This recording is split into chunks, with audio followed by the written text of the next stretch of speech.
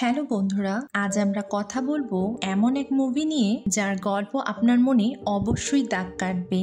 এটি এমন এক রাজকন্যার গল্প যে শুধুমাত্র নিজেকে রক্ষা করতে নয়, বরং ভাগ্যকে বদলে দিতে প্রস্তুত। কিন্তু গল্পটি এত সহজ নয়, কারণ এখানে শত্রু শুধু মানুষ নয়, বরং সাথে আছে ভয়ঙ্কর এক ড্রাগন। তাহলে চলুন অ্যাডভেঞ্চার, উত্তেজনা, রহস্য আর সাহসিকতায় ভরা গল্পটি শুরু করি। অনেক অনেক বছর আগে অরিয়া রাজ্যে এক ভয়ঙ্কর ঘটনা ঘটে। রাজা এবং তার সাহসী সৈন্যরা একটি ড্রাগনকে তাড়া করতে করতে পাহাড়ের গভীরে ঢুকে পড়ে। ড্রাগনটিও ছিল বিশাল ও ভয়ঙ্কর। গুহায় প্রবেশ করার সাথে সাথে সে তার আগুনের নিঃশ্বাস ছেড়ে বেশিরভাগ সৈন্যদের পুড়িয়ে ফেলে। তারপর তার লেজের আঘাতে বাকি সৈন্যদেরকে একে একে মাটিতে ফেলে দেয়। সবাইকে হত্যা করে একসময় সে রাজার সামনে এসে দাঁড়ায়। বিশালাকার ওই ড্রাগনকে নিজের সামনে দেখে রাজাও অসহায়ের মতো আত্মসমর্পণ করতে বাধ্য হন। দৃশ্য পরিবর্তন হয়ে চলে আসে 100 বছর পর অন্য একটি রাজ্যে, যেখানে দেখানো হয় দুই বোন ফ্লোরিয়া এবং ইলোডি কঠিন সময় পার করছে। তাদের গ্রাম এখন ধ্বংসের পথে। শীত আর অভাবের কারণে গ্রামের খাদ্য ফুরিয়ে আসছে। পরিস্থিতি ছিল খুবই ভয়াবহ। একদিন ইলোডির জন্য অরিয়া রাজপরিবার থেকে বিয়ের প্রস্তাব আসে। তার বাবা লর্ড বেফোর্ড এই প্রস্তাবে সম্মত হলেও ইলোডি তাতে রাজি ছিল না। মেয়ের আপত্তি শুনে লর্ড তার মেয়ে ইলোডিকে বলে, এই বিয়ে শুধু তোমার ব্যক্তিগত জীবনের নয়, অভাব অনটনে জর্জরিত এই গ্রামকে বাঁচানোর উপায় হয়ে উঠতে পারে। আর বাবার মুখে এ কথা শুনে ইলোডি আর কিছুই বলতে পারে না। তারপর ইলোডির পরিবার তাদের নতুন গন্তব্যের দিকে যাত্রা শুরু করে। যখন তারা তাদের গন্তব্যের কাছাকাছি পৌঁছে যায়, জাহাজটি ঘন কুয়াশায় ঢাকা পড়ে।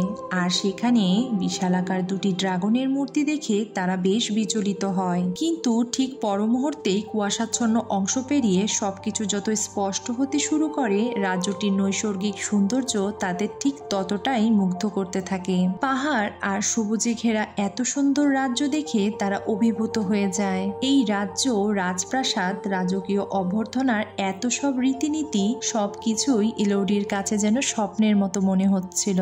রাতে ইলোডির ঘুম আসছিল না, তাই সে বারান্দায় চলে আসে এবং দূরের ওই পাহাড়ে এক রহস্যময় আলো জ্বলতে ও নিভতে দেখে সে বেশ অবাক হয়। পরের দিন ইলোডির পরিবার রাজপরিবারের সদস্যদের সাথে প্রথমবারের মতো সাক্ষাৎ করে। রানী ইসাবেল ইলোডিকে প্রিন্স হেনরির সাথে কিছু সময় কাটানোর জন্য পাঠিয়ে দেন। প্রথম দিকে একটু অস্বস্তি হলেও তারা একে অপরের সাথে বেশ ভালোভাবেই মিশে যায়। ইলোডি তার গত রাতে দেখা ওই রহস্যময় আলো নিয়ে প্রশ্ন করলে হেনরি তাকে জানায় এটি এখানে প্রচলিত 3টি প্রাচীন অনুষ্ঠানের মধ্যে একটি।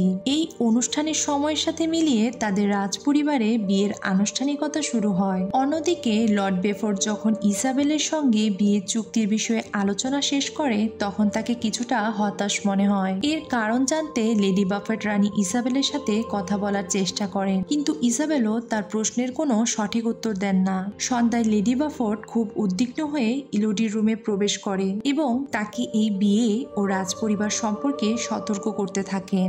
পরদিন সকালে ইলোডিকে বিয়ের জন্য প্রস্তুত করা হয়। বিয়ের আনুষ্ঠানিকতা সহ সবকিছু ভালোভাবেই চলতে থাকে। বিয়ে শেষে তারা সেই রহস্যময় পাহাড়ে যায়, যেখানে সে ওই আলো দেখেছিল। গুহার মুখে আসতেই ইলোডি বেশ অবাক হয়। রাজপরিবারের লোকেরা তাদের মুখোশ দিয়ে ঢেকে রেখেছে। তারা একসাথে গুহার ভেতরে প্রবেশ করতে শুরু করে। ইসাবেল বলতে থাকে, তাদের পূর্বপুরুষেরা যখন এই দ্বীপে এসে বসতি স্থাপন করেছিলেন, তখন একটি ড্রাগন তাদের আক্রমণ করেছিল। রাজা তার সৈন্যদের নিয়ে ড্রাগনের সাথে লড়াই করার চেষ্টা করেছিলেন, তবে ড্রাগনটি রাজা ছাড়া সবাইকে মেরে ফেলে এবং রাজা ও তার এই রাজ্যের বিনিময়ে রাজার 3 মেয়েকে ড্রাগনের কাছে উৎসর্গ করতে হয়েছিল। তারপর ইসাবেল হেনরি এবং ইলোডির হাত কেটে তাদের রক্ত মিশ্রিত করে দেয় এবং আনুষ্ঠানিকভাবে ইলোডিকে রাজকীয় রক্তের অধিকারী বলে ঘোষণা দেন। অনুষ্ঠান শেষে হেনরি তাকে কোলে তুলে নিয়ে ফিরে আসতে থাকে। ব্রিজের ঠিক মাঝখানে এসে সে ইলোডিকে সরি বলে, এবং খাদের মধ্যে ফেলে দেয়। ইলোডিও নিচে আছড়ে পড়তে থাকে আর তার ভয়ার্ত চিৎকার পুরো গুহায় প্রতিধ্বনিত হয়। গুহার তলদেশে আছড়ে পড়ে সে তার জ্ঞান হারিয়ে ফেলে। জ্ঞান ফিরলে সে সাহায্যের জন্য চিৎকার শুরু করে আর সেই শব্দ শুনে গুহার ভিতরে ঘুমিয়ে থাকা ড্রাগনটিও জেগে ওঠে। বারবার উপরে ওঠার চেষ্টা করেও সে ব্যর্থ হয়। প্রচন্ড ক্ষোভে নিজের গলায় থাকা নেকলেসটি ছিঁড়ে মাটিতে ছুঁড়ে মারে এবং লক্ষ্য করে আরো কিছু গহনা সেখানে ছড়িয়ে ছিটিয়ে পড়ে আছে। এমন সময় দূর থেকে হালকা আলো দেখা যায়, সেই সঙ্গে একটা কাঁপানো শব্দ ভেসে আসে।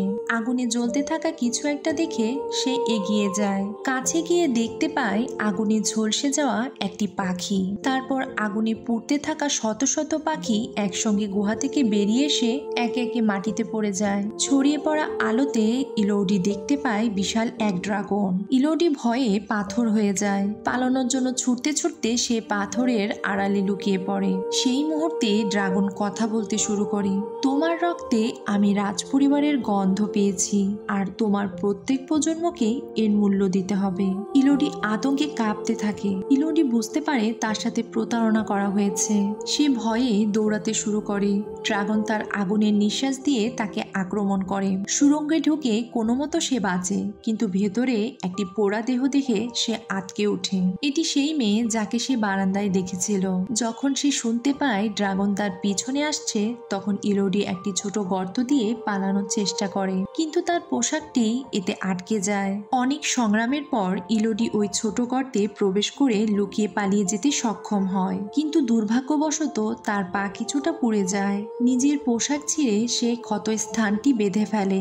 সঙ্গে থাকা সুগন্ধি ডিফিউজারটিতে আগুন জ্বেলে নেয় এবং লণ্ঠন হিসাবে ব্যবহার করতে থাকে। একটি সংকীর্ণ পথ পেয়ে সে হামাগুড়ি দিতে শুরু করে, কিন্তু আবারও তার পোশাক সেখানে আটকে যায়। মুক্ত হতে গিয়ে সে নিচে পিছলে পড়ে। অন্ধকারাচ্ছন্ন হয়ে পড়েও সে হাল ছাড়ে না। দেয়াল ধরে ধরে হাঁটতে থাকে।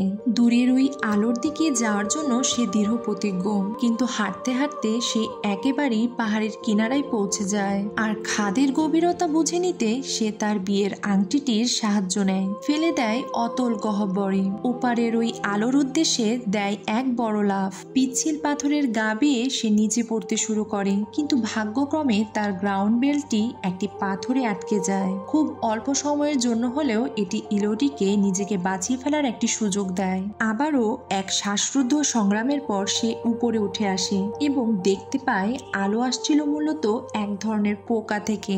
ইলোডি তার জামার একটি অংশ ছিঁড়ে ফেলে আর নীল ফায়ার পিক্সদের ভেতরে ভরে নিয়ে নতুন একটি লণ্ঠন বানায়। গলতে থাকা বরফের নিচে দাঁড়িয়ে ফোটায় ফোটায় তার তৃষ্ণা নিবারণের চেষ্টা করে। হঠাৎই জমে থাকা বরফগুলো দ্রুত গলতে থাকে। চারপাশটা লাল হয়ে উঠতে শুরু করে। সে দ্রুত পিছিয়ে আসে, যেন ভয়ঙ্কর কিছু একটা বরফের পেছনে লুকিয়ে আছে। ড্রাগন তার আগুনের নিঃশ্বাস ছুটতে ছুটতে বরফ ভেদ করে নিচে নেমে আসে। ইলোডিও সেখান থেকে পালিয়ে যায়, কিন্তু খুব বেশি দূর যেতে পারে না। একটি সুড়ঙ্গে লুকিয়ে পড়ে। সে দেয়ালে একটি বার্তা খুঁজে পায়। স্থানটি নিরাপদ, সে এখানে পৌঁছতে পারবে না। ভি চিহ্ন দিয়ে এটি স্বাক্ষরিত। চারপাশে তাকিয়ে ইলোডি মেয়েদের পোশাক এবং দেয়ালে খোদাই করা তাদের নাম দেখতে পায়। যুগের পর যুগ ধরে বলি হওয়া মেয়েদের এসব স্মৃতিচিহ্ন তাকে খুব কষ্ট দেয়। তার ঝলসে যাওয়া পায়ের অবস্থাও বেশ খারাপ। হতাশ হয়ে লণ্ঠন আঁকড়ে সে ঘুমানোর চেষ্টা করে, কিন্তু সেই মেয়েদের দুঃস্বপ্ন তাকে ঘুমাতে দেয় না। সে জেগে ওঠে এবং লক্ষ্য করে একদল ফায়ার পিক্স তার পায়ের ক্ষত স্থানটিকে ঘিরে রেখেছে। ভয় পেয়ে সে সেগুলো সরাতে শুরু করে, কিন্তু খেয়াল করে ফায়ার পিক্সগুলো তার ক্ষত সারিয়ে তুলছে। তাই সে তার হাতের ক্ষতটি সারিয়ে তুলতে আরেকটি ফায়ার পিক্সের সাহায্য নেয়। এরপর ইলোডি দেয়ালে খোদাই করা একটি মানচিত্র দেখতে পায়। মানচিত্রটিকে তার যাত্রাপথের সাথে মেলানোর চেষ্টা করে। ভালো করে বুঝে নিয়ে সে মানচিত্রটিকে অনুসরণ করতে শুরু করে এবং চলতে চলতে ক্রিস্টালে ভরা এক সুড়ঙ্গের সামনে চলে আসে। সেই সুড়ঙ্গ বেয়ে গুহার অতলে নেমে আসছিল সূর্যের আলো, আর সেই সূর্যালোকের স্পর্শই যেন তাকে মুক্তির আনন্দ এনে দিয়েছিল। সেই ক্রিস্টাল গুলাকে পরক্ষরে একেবার দেখে নেয়। সুড়ঙ্গের নিচে কুড়িয়ে পাওয়া একটি মুকুট, আর মুকুটের গায়ে অঙ্কিত ভি তার শক্তি ও সাহস দুই যেন বাড়িয়ে দিয়েছিল। সে সুড়ঙ্গ বেয়ে উপরে ওঠার প্রস্তুতি নেয়। মুকুট ও হাতের সাহায্যে সে উপরে উঠতে শুরু করে। ড্রাগনটিও সুড়ঙ্গের নিচে চলে আসে এবং সে ইলোডিকে দেখে ফেলে। আর এরই মাঝে তার ধরে রাখা ক্রিস্টালটি হঠাৎই ভেঙে যায় আর সে নিচে পড়তে শুরু করে, কিন্তু শেষ মুহূর্তে আরেকটি ক্রিস্টালে সে নিজেকে আটকে ফেলে এবং সুড়ঙ্গের উপরে উঠে আসতে সক্ষম হয়। কিন্তু এখানে এসে সে যা দেখে তার জন্য সে মোটেও প্রস্তুত ছিল না। বিধ্বস্ত ইলোডি কাঁদতে শুরু করে। হঠাৎই ঘোড়ার আওয়াজ শুনে ইলোডির মনে আশার সঞ্চার হয়। সে লক্ষ্য করে যে একদল আরোহী পাহাড়ের দিকে আসছে, তাই সে সাহায্যের জন্য চিৎকার করতে থাকে। আর সেই মুহূর্তে ড্রাগনটি তার দিকে উড়ে এসে গর্তটির মুখ ঢেকে দেয় এবং তাকে ধরার চেষ্টা করতে থাকে। ইলোডিও ঠিক সময়ে পিছিয়ে যায় এবং দেয়ালে আরেকটি বার্তা লক্ষ্য করে, স্থানটি নিরাপদ নয়। ড্রাগনটি যখন তার আগুনের নিঃশ্বাস দিয়ে পুড়াতে যাবে তখন সে গুহার মুখে কিছু মানুষের কণ্ঠস্বর শুনতে পায়, তাই সে ইলোডিকে ছেড়ে সেদিকে এগিয়ে যায়। এদিকে লর্ড বেফোর্ড কিছু সৈন্য নিয়ে গুহার ভেতরে ইলোডিকে খুঁজতে এসেছেন। ইলোডি আবারও ফিরে যাওয়ার পথ খুঁজতে থাকে। হাঁটতে হাঁটতে সে একটি ড্রাগনের বাসার সামনে চলে আসে আর সেখানে 3টি ড্রাগনের বাচ্চাকে মৃত দেখতে পায়। এবার ইলোডি বুঝতে পারে যে ইসাবেল আসলে মিথ্যা বলেছে। ড্রাগনটি তাদের এমনি আক্রমণ করেনি। ফ্ল্যাশব্যাকে দেখানো হয় রাজা গুহায় প্রবেশ করেই ড্রাগনের সদ্যপ্রসূত 3টি শিশুকে হত্যা করার নির্দেশ দিয়েছিল, আর তার প্রাণপ্রিয় সন্তানদের হত্যা হতে দেখে ড্রাগনটি প্রতিশোধ পরায়ণ হয়ে ওঠে। সে এই নিষ্ঠুর রাজা এবং এই রাজপরিবারকে সন্তান হারানোর ব্যথা অনুভব করার শাস্তি প্রদান করে, যা তাদের প্রজন্মের পর প্রজন্ম ধরে ভোগ করতে হবে। সেই থেকে ড্রাগনটিকে 3টি করে রাজকন্যা উৎসর্গ করার প্রথা চলে আসছে, আর তারা নিজেদের বাঁচাতে নিজেদের রক্ত মিশ্রিত করে অন্যদের উৎসর্গ করছে। বেফোর্ড তার সঙ্গীদের নিয়ে ইলোডিকে খুঁজতে থাকে, কিন্তু ড্রাগন তাদের একে একে নির্মমভাবে হত্যা করে। প্রথমে এক সঙ্গীকে তার থাবায় আঁকড়ে ধরে উঠতে শুরু করে, আছড়ে মারে পাথরের উপর। এরপর আরেকজনকে তার থাবার নিচে পিষে দেয়। ক্ষিপ্ত হয়ে ওঠা ড্রাগনের সামনে দাঁড়িয়ে বেফোর্ড তার অস্ত্র নিয়ে তেড়ে আসে, কিন্তু ড্রাগন তাকে নিরস্ত্র করে মাটিতে ফেলে দেয়। আতঙ্কিত ইলোডি নিজেকে আড়ালে রেখে সতর্কতার সাথে তার বাবাকে অনুসরণ করতে থাকে। সে সঠিক সময়ের জন্য অপেক্ষা করছিল। বেফোর্ড তার জীবনের শেষ মুহূর্তে ইলোডির কাছে তার ভুল স্বীকার করে এবং বাইরে বেরিয়ে না আসার জন্য সতর্ক করে। তার এই কাজ ড্রাগনের ক্রোধকে আরো বাড়িয়ে দেয়, তাই সে তাকে হত্যা করে। ইলোডি আড়ালে থেকে কান্না চেপে রাখতে পারেনি। তার ক্ষুদ্র আওয়াজ ড্রাগনের মনোযোগ আকর্ষণ করে। সে তার অবস্থান বুঝে ওঠার চেষ্টা করতে থাকে। ঠিক তখনই একজন গার্ডের অসতর্ক শব্দ ড্রাগনকে বিভ্রান্ত করে। ড্রাগন চলে যাওয়ার সাথে সাথে ইলোডি তার বাবাকে বিদায় জানায় এবং দ্রুত দড়ি বেয়ে সুড়ঙ্গ থেকে উপরে উঠতে শুরু করে। এদিকে ড্রাগন গার্ডকে হত্যা করে। ইলোডিকে দেখতে পেয়ে তার দিকে আগুন ছুড়ে দেয়, কিন্তু সে দ্রুত উপরে উঠে যায় এবং গুহা থেকে বাইরে বেরিয়ে আসতে সক্ষম হয়। ক্ষিপ্ত ড্রাগনটিও বাইরে বেরিয়ে আসে। ইলোডি তার বাবার ঘোড়ায় উঠে যায় এবং কিছু দূর যেতেই সে ঘোড়া থেকে নেমে পড়ে আর একটি পাথরের খাঁচের ভিতরে নিজেকে লুকিয়ে রাখে। ইলোডিকে না পেয়ে ক্ষিপ্ত ড্রাগন ঘোড়াটিকে পুড়িয়ে দেয়, আর এভাবেই প্রতারিত হয়ে ড্রাগন মেঘের উপরে আগুনের নিঃশ্বাস ছুটতে থাকে। চুক্তি ভঙ্গ করার চিহ্ন হিসাবে সে এক ভয়ঙ্কর ঝড় সৃষ্টি করে। দুর্গ থেকে ইসাবেল এটি লক্ষ্য করে এবং তার সৈনিকদের নির্দেশ দেয় ফ্লোরিয়াকে অপহরণ করতে। লেডি বাফেট তাদের বাধা দিলে তারা তাকে ছুরি দিয়ে আঘাত করে। আহত লেডি বাফেটকে দেখে ইলোডি আড়াল থেকে বেরিয়ে আসে। সমস্ত ঘটনার বর্ণনা শুনে ইলোডি তার বোনকে বাঁচানোর প্রতিশ্রুতি দেয় এবং ঘোড়া নিয়ে পাহাড়ের দিকে রওনা হয়। এদিকে ফ্লোরিয়াকে ধরে নিয়ে যাওয়া হয় সেই পাহাড়ি গুহায়, তবে হেনরি একটি শিশুর সাথে এরকম অবিচার করতে অস্বীকৃতি জানায়। তাই ইসাবেল তাকে উপেক্ষা করে এবং নিজের রক্ত ব্যবহার করে ফ্লোরিয়াকে খাদের মধ্যে ফেলে দেয়। অচেতন ফ্লোরিয়া ড্রাগনের হাতে ধরা পড়ে। ড্রাগন তাকে হত্যা না করে তার বোন ইলোডির জন্য অপেক্ষা করতে থাকে। এদিকে ইলোডি দ্রুতই সেখানে পৌঁছে যায়। সে তার পূর্বের অভিজ্ঞতা ব্যবহার করে ড্রাগনকে বিভ্রান্ত করতে একটি কৌশল তৈরি করে। শব্দ শুনে ড্রাগন তার বোনকে ছেড়ে বাইরে বেরিয়ে আসে আর সে চলে আসে তার বোনের কাছে। কৌশল বুঝতে পেরে ড্রাগনটি তৎক্ষণাৎ ফিরে আসে আর এবার তারা মুখোমুখি হয়। ইলোডি তাকে বোঝানোর চেষ্টা করে যে তারা সবাই রানী দ্বারা প্রতারিত হয়েছে, কিন্তু ড্রাগন তাকে বিশ্বাস করে না এবং আগুন নিঃশ্বাস নেওয়ার চেষ্টা করে। ইলোডিও তরোয়াল দিয়ে তার মুখে আঘাত করে উপর থেকে পড়ে পড়ে যায়, তার বাহু এবং কাঁধের কিছু অংশ পুড়ে যায়। ড্রাগন তার মুখ থেকে তরোয়ালটি সরিয়ে নেয় আর ইলোডিও হ্রদ থেকে বেরিয়ে আসে।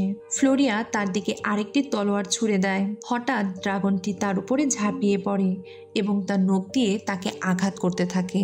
সে তাকে হত্যা করার আগেই ইলোডি ড্রাগনের চোখে ছুরি দিয়ে আঘাত করে। প্রচণ্ড ব্যথায় সে ইলোডিকে ছুঁড়ে ফেলে দেয়। তারপর ইলোডি তরোয়াল নিয়ে ড্রাগনের দিকে ছুটে যায়। এবার সে ড্রাগনের বুকে আঘাত করে আর ড্রাগন তাকে আবারও ধরে ফেলে। ইলোডি এবার ড্রাগনের থাবাতে ছুরির আঘাত করে আর ড্রাগন তাকে আবারও ফেলে দেয়। ইলোডি এবার একটি বুদ্ধি করে। বক্রাকার একটি পাথরের খণ্ডের সামনে দাঁড়িয়ে সে ড্রাগনকে প্রলুব্ধ করতে থাকে, তাকে পুড়িয়ে ফেলতে বলে। ড্রাগনও তার আগুনের নিঃশ্বাস ছুঁড়ে মারে। ইলোডি শেষ মুহূর্তে সরে যায় আর ছুঁড়ে দেওয়া আগুন পাথরের খণ্ডে প্রতিহত হয়ে ড্রাগনকেই পুড়িয়ে ফেলে। এবার ইলোডি আঘাতপ্রাপ্ত ড্রাগনকে তার হাতের ওই কাটা দাগ দেখায়। প্রতারণার সমস্ত কৌশল তার কাছে ব্যাখ্যা করে। ইলোডি তার তরোয়াল ফেলে দেয় আর হ্রদ থেকে একগুচ্ছ ফায়ার পিক্স তুলে এনে রেখে দেয় ড্রাগনের শরীরে। এদিকে আরেকটি বিবাহ উদযাপন করা হচ্ছে, যেন তারা চুক্তি অনুযায়ী তৃতীয় মেয়েটিকে উৎসর্গ করতে পারে। হঠাৎই ইলোডি সেই বিয়ের আসরে চলে আসে এবং কনেকে তার পরিবার নিয়ে পালিয়ে যেতে বলে। তারপর ড্রাগনটিও সেখানে চলে আসে। আতঙ্কিত সবাই এদিক সেদিক ছুটতে শুরু করে আর ড্রাগন উপস্থিত সকলের উপর তার আগুনের নিঃশ্বাস ছুঁড়ে মারতে থাকে।